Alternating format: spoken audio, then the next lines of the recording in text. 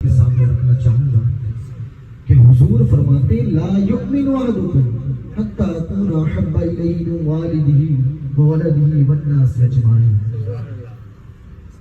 اب یہاں اس حدیث مبارکہ میں والد محترم کا ذکر کیا، لا یؤمن احدکم حتی اکون احب الیہ من والدہ، والد کا ذکر کیا کیوں؟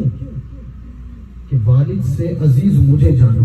کیوں ذکر کیا؟ کیونکہ تم اس کی نسل سے ہو، تم اس سے زیادہ لگاؤ رکھتے ہو۔ وولدہ، اولاد کا ذکر کیا کیوں؟ کیونکہ وہ تمہاری نسل سے۔ باپ کا ذکر کیا تم اس کی نسل سے ہو، تم زیادہ اس سے محبت اظہار کرتے ہو، زیادہ لگاؤ رکھتے ہو۔ اولاد کا ذکر کیا کیونکہ وہ تمہاری نسل سے ہے، اس سے بھی تم زیادہ لگاؤ رکھتے ہو۔ والناس اجمعین، اور تمام لوگوں کا ذکر کیا، وہ تمام ارد گرد کے تمام رشتہ دار عزیز و قارب ہو سکتے ہیں۔ یعنی حدیث کا نچوڑ یہ ہے کہ فرمایا، حضور فرماتے ہیں تمہارا ایمان کامل اس وقت تک نہیں ہو سکتا جب تک تمہاری رگ رگ میں میری محبت نہ بس جائے۔ اب اس حدیث مبارکہ کے اندر دو چیز کی ڈیمانڈ کی گئی، اتنی بولتے رہیے تھوڑا سا زبان، چند لمحوں کے لیے آپ کو بولنا پڑے گا، اس میں سستی کا مظاہرہ نہیں کیے گا۔ کتنی دو چیزوں کی ڈیمانڈ کی گئی۔ کس چیز کی؟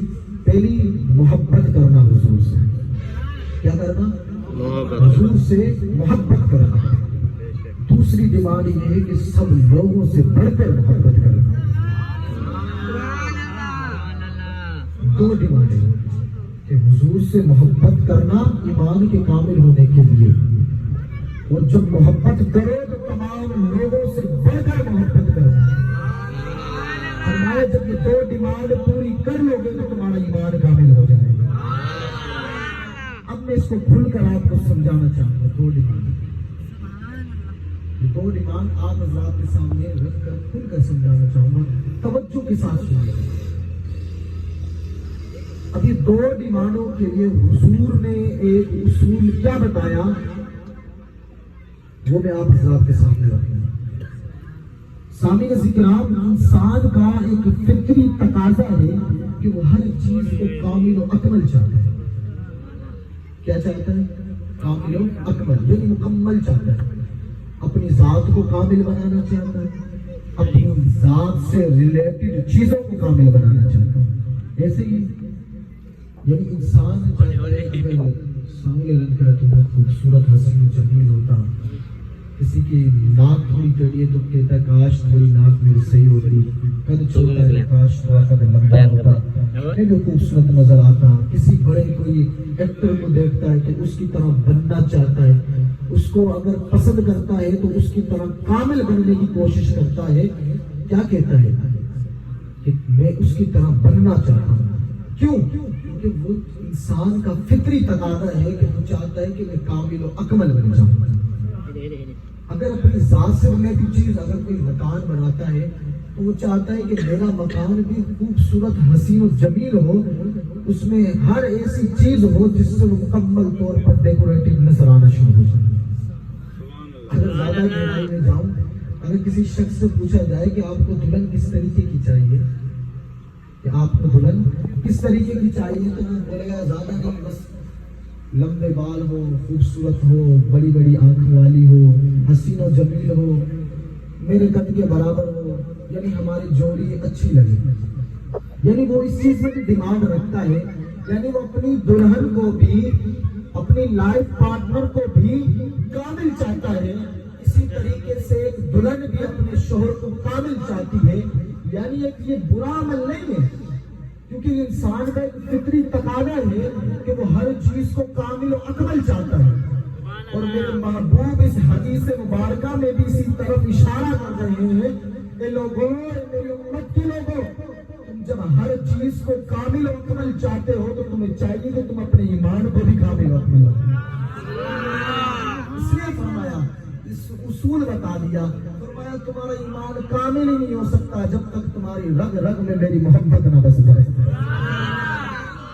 حضور چاہتے ہیں کہ ایسا نہ ہو کہ تم ہر چیز کو کامل بنانے کے پیچھے لگ جاؤ اور ایمان جو ہے ادھورا رہ جائے، ایمان ناقص رہ جائے. یعنی ایمان جس طرح تم عام چیزوں کو کامل و اکمل چاہتے ہو، تمہیں چاہیے ایمان کو بھی کامل و اکمل بنانے کی کوشش کرتے رہو. ایک چیز یعنی حضور اس حدیث مبارکہ میں ہمارے ایمان کے کامل ہونے کی طرف اشارہ فرما رہے ہیں. ایک چیز اور حضور نے اصول بھی بتا دیا کہ تمہارا ایمان کامل کس طریقے سے ہوگا کہ جب تمہاری رگ رگ کے اندر میری محبت بس جائے گی، اس وقت تمہارا ایمان کامل و اکمل ہو جائے گا. ایک چیز ہو گئی. اب جو ہے اس ایمان کو کامل ہونے کے بارے میں بھی ہمیں پتہ چل گیا کہ حضور کیا چاہتے ہیں، اور ہمیں یہ بھی پتہ چل گیا کہ انسان کا فکری تقاضا بھی یہی ہے کہ وہ کامل چیزیں چاہتا ہے.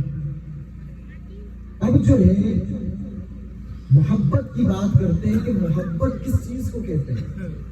محبت جو ہے غور کریے گا، یہ ٹکڑوں ٹکڑوں میں بیان کر کر میں اس کو ایک جوڑ بنانا چاہتا ہوں آپ کی، تاکہ سماعت کو اتنی نظر ہو جائے، آپ لوگوں کو یہ بات سمجھ آ جائے.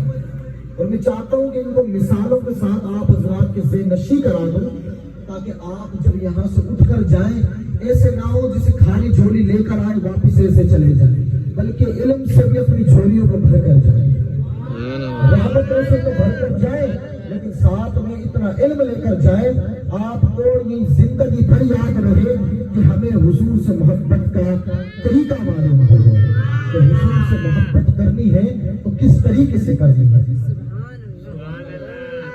شاعر کہتے ہیں یہ ایک جان کیا ہے اگر ہو کروڑوں، یہ ایک جان کیا ہے اگر ہو کروڑوں، تیرے نام پر سب کو نعرہ کروں میں، تیرے نام پر سر کو قربان کر کے تیرے سر سے صدقے اتارا کروں گا، تیرے سر سے صدقے اتارا کروں گا.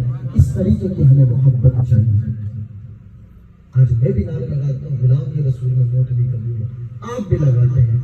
میں اب نچوڑ میں پورے اس کو کھول کر حدیث کو اس لیے بیان کرنا چاہتا ہوں کہ ہمیں معلوم ہونا چاہیے کہ ہم اپنے دعوے میں کتنے سچے ہیں، کتنے پانی میں ہیں اور کتنے پانی سے باہر ہیں. بیان کر رہا تھا میں محبت یہ ایک پسندیدگی کا نام ہے کہ کسی کو پسند کرنا، کسی کی طرف مائل ہو جانا، کسی سے دل کا لگاؤ ہو جانا محبت کہلاتا ہے. اب یہ محبت نظر تو نہیں آتی کہ کوئی اس کا نام ہو، کوئی صورت ہو، کوئی جسم ہو کہ ہمیں معلوم ہو جائے کہ یہ محبت ہے. اب اس کی نہ کوئی صورت ہے نہ کوئی سیرت، پتہ نہیں چلتا کہ پتہ کیسے چلے کہ اس شخص کو محبت ہے اور اس کے دل میں کس کس کی محبت ہے، نہیں معلوم. آپ نہیں جانتے میرے دل میں کس کی محبت ہے، نہ میں جانتا ہوں آپ کے دل میں کس کی محبت ہے. تو ہمارے علماء فرماتے ہیں ظاہر سے پتہ چلتا